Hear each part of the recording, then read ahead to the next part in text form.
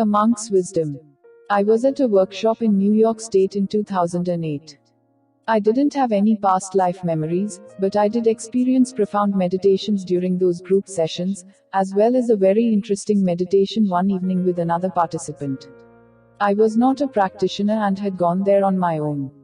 One of the participants, a woman named Erin, was upset about two of her past life memories, of which I knew nothing. I only knew that she was saddened. The next day, Brian regressed Erin to a prior lifetime that was rather criminal and violent. She sensed death and corruption, firearms even. It was not a nice place to be.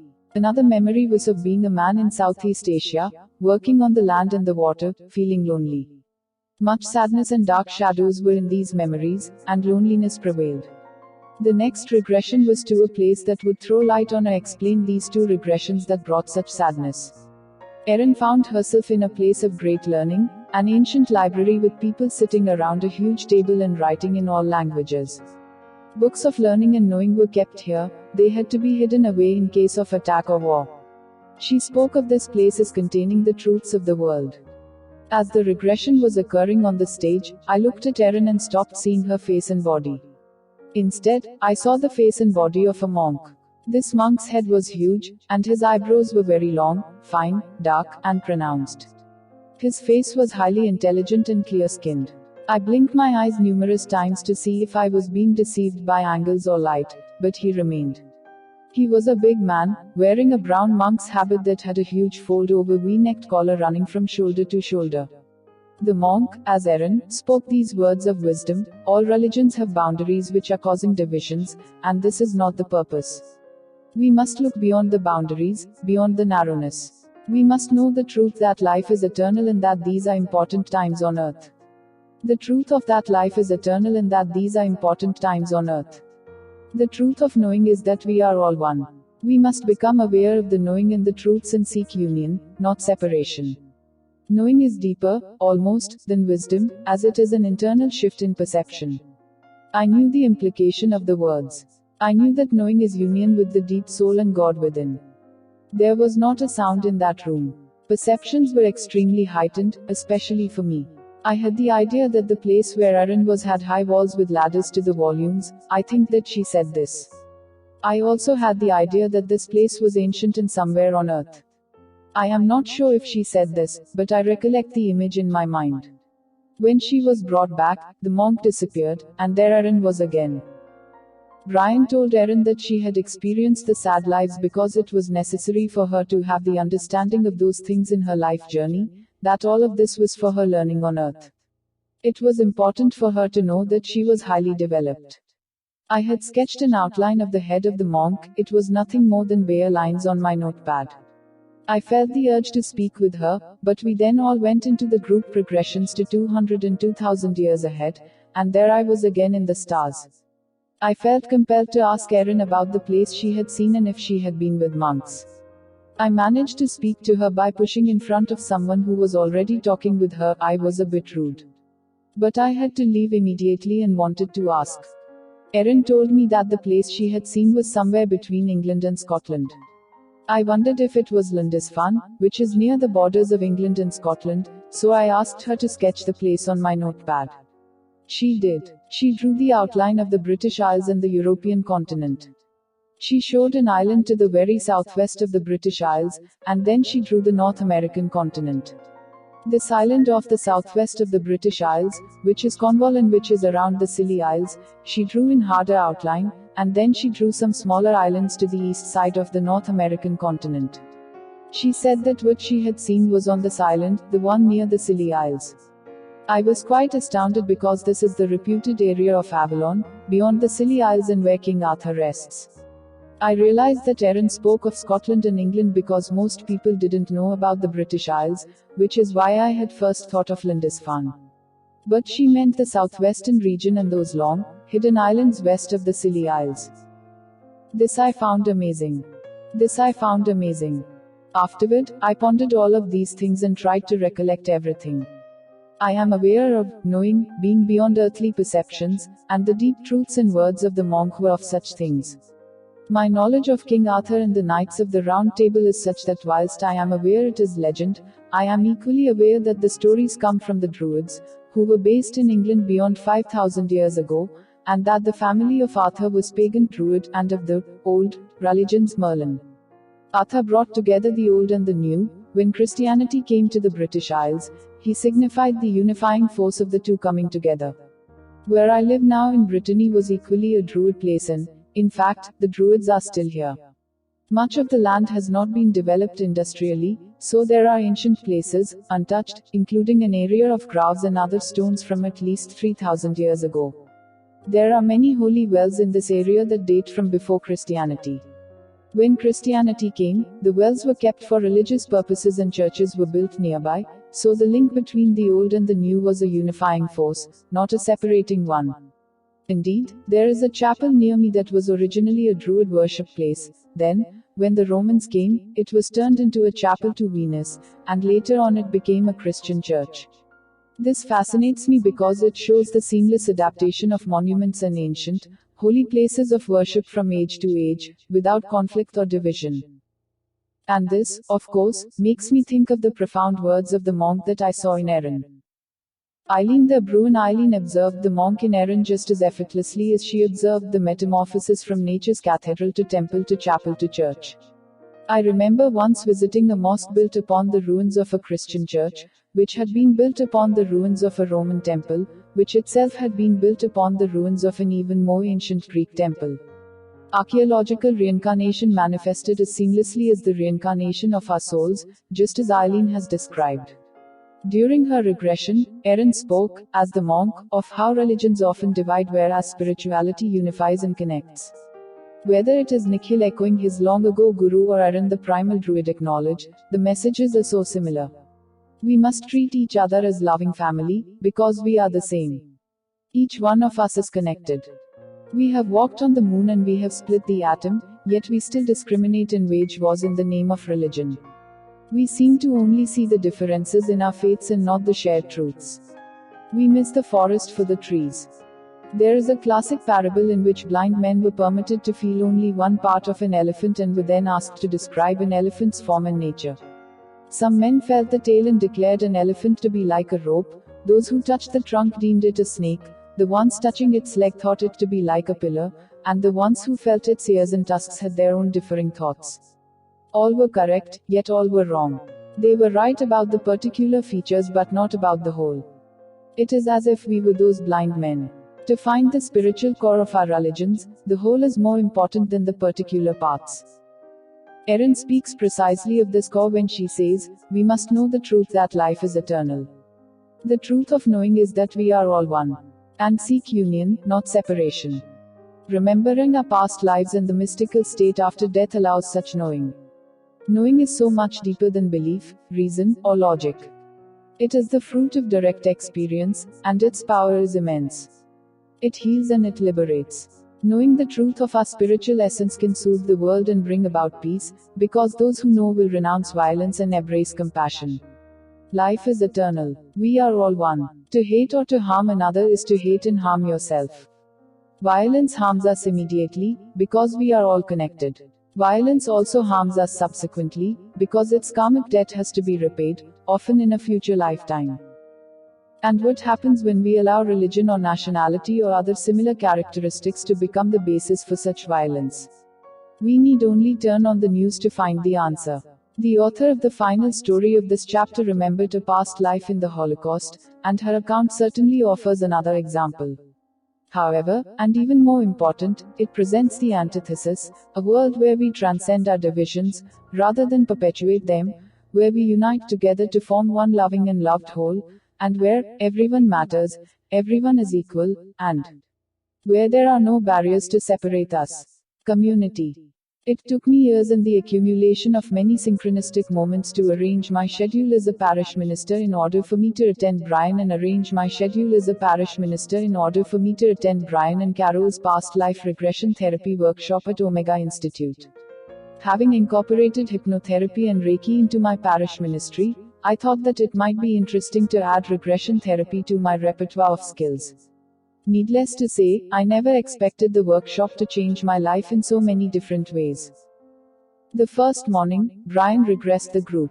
After going to a childhood memory and then back to the womb, he presented us with a door to our past lives. When I went through it, I wasn't prepared for what I was about to experience. Looking down at my feet, I saw that they clearly belonged to a mature woman of fairly comfortable financial means. The shoes were burnished brown dress shoes of leather, in a sturdy but somewhat sophisticated style. The hose were a heavy nylon blend that reminded me of the kind that my grandmother used to wear. I was wearing a straight, mid-calf brown wool skirt, a cream-colored blouse, and a strand of pearls and clip-on pearl earrings.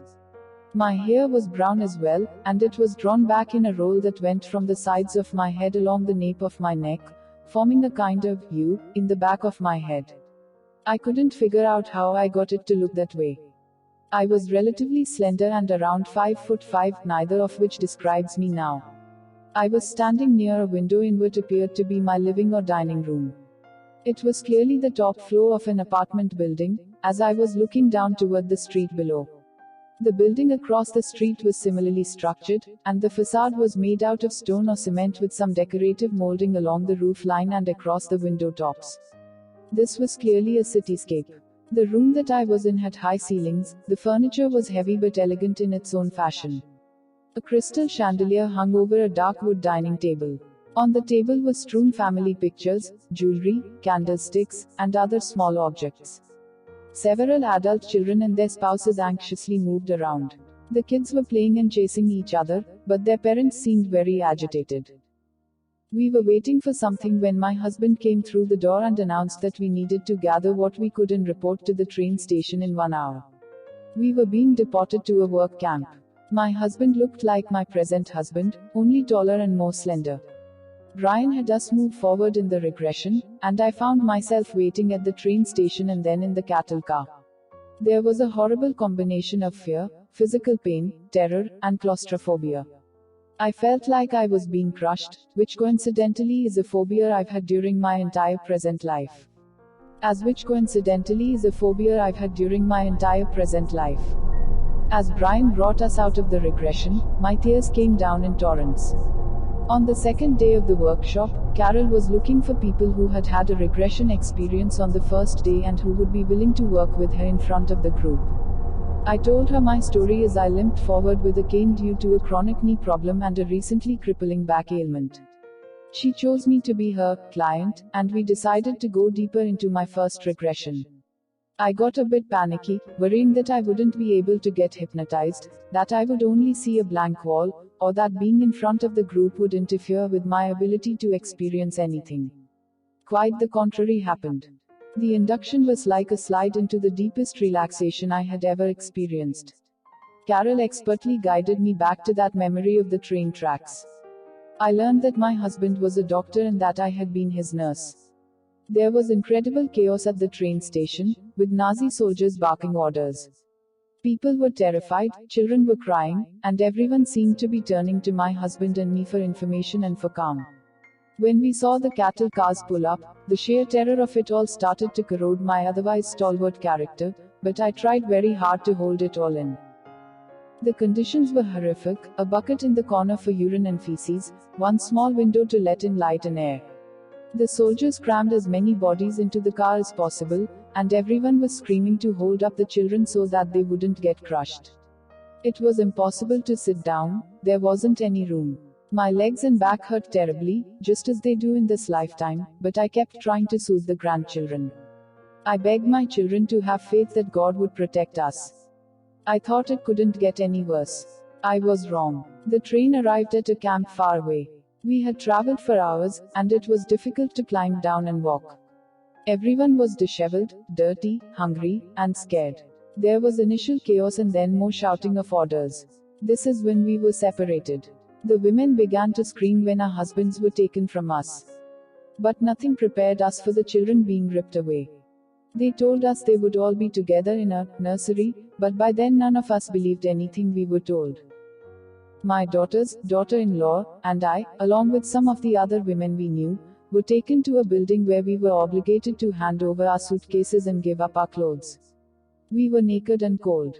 Someone lined us up to cut our hair to avoid lice, they said, and we were marched into a large room for showers. The water was cold, and there was no soap. Large room for showers. The water was cold, and there was no soap. Afterward, we were given rough, scratchy shifts to put on. No towels. It was humiliating and degrading. As Carol guided me through this nightmare, I remembered telling the officers at the camp that I was a nurse. I had heard that my husband was working as a doctor in the men's infirmary. But instead of using me in my professional capacity, they made me join the others and help move rocks to build a road. It severely hurt my back. Carol then brought me to my death. I did not die in the gas chambers, I died in the women's infirmary. I saw my husband one last time in the distance, and our eyes locked momentarily. I learned that he had found a way to get me into the infirmary, had he bribed someone. My lungs were filled with fluid. My hands and feet were cold, dirty, and filled with sores. I was, at least, on a cot. Yet I also remember that the few women who tried to attend to me were kind, even though they didn't have anything to help treat my condition. I was so appreciative that they just left me alone. I had tried my best to comfort and sustain those I met in the camps, even though I always felt that I couldn't do enough. I was grateful to die with a shred of dignity. I didn't know what happened to the rest of my family, but it almost didn't matter. I knew we were connected in ways that even the Nazis couldn't destroy. Death was welcome. Needless to say, it was a very emotional and informative session. For my whole life, I have suffered from a fear of being yelled at, scolded, or ridiculed. After such an episode, I feel like a dog that has been whipped, and feelings of guilt and shame and fear fill me. Every cell in my body responds. Just before writing this, as I was going home from church, there was a policeman directing traffic at the end of the street. It is always difficult to make a left-hand turn there, and I was thrilled that he could stop the traffic. As I was turning past him, he yelled, "Come on." I felt sick all the way home. Why did he yell at me? I was going as fast as I could. It made me feel terrible inside. Then I remembered my past life regression to the Holocaust. I could hear the guards screaming at me to move faster, calling me names, making me feel inadequate and shameful. It was such an incredible revelation for me. I continue to feel a powerful healing process in my body and my spirit. I can't wait to continue this work on myself, and I see the tremendous potential for insight and healing for others. This regression was a great gift that was given to my life. But the story does not end there. Early in the morning of our last day together at Omega, I asked my guides, in meditation, to give me some names for validation. I received the names, Rath, and Chaim, or Herman, I'm not entirely sure. I asked for a last name so I could check the list of Holocaust victims at Yad Vashem. I repeatedly got the word Gemeinschaft. At first I didn't even know how to spell it, yet the word flowed from my pen. I kept coming up with different variations in my head, but Gemeinschaft continued flashing at me. Later that evening, I frantically searched the database but couldn't find anyone with that last name. I was so disappointed. I searched everywhere but kept getting blanks. Still, the word was screaming in my head. So at midnight, frustrated and sad, I decided to see if Gemeinschaft was a word at all. What I discovered gave me chills. Gemeinschaft was first coined by a German sociologist in the late 1800s. It means community. The doctrine of Gemeinschaft is about a living organism, a real and organic community where people are connected to one another because of beliefs, cultural ties, or other identifying markers. In Gemeinschaft, everyone matters, everyone is equal, and everyone has something to contribute to the whole. Gemeinschaft transcends society, and when you are part of this community, wherever you are recognized as being an intrinsic member of it. It is about the beloved community, one where there are no barriers that separate us. I felt like my guides were sending me a message that was more important than a last name. I'd still like to do more regression work, because I feel that there's so much more that I need and want to learn. But in the meantime, I'm going to take this message to heart and see where it takes me. Certainly, the community that we created at Omega was Gemeinschaft to the 10th degree. Cindy Frado. Soulmate. This is a part of Zindagi Ki Roshni consultancy. It has been established for those who have lost someone and for those who are very sad in their life. About 100 PDF books and 20 short audio books of this topic will be sent to those who join it. This data will be sent to their email or WhatsApp. If you want to join this organization, then please send WhatsApp message to this number.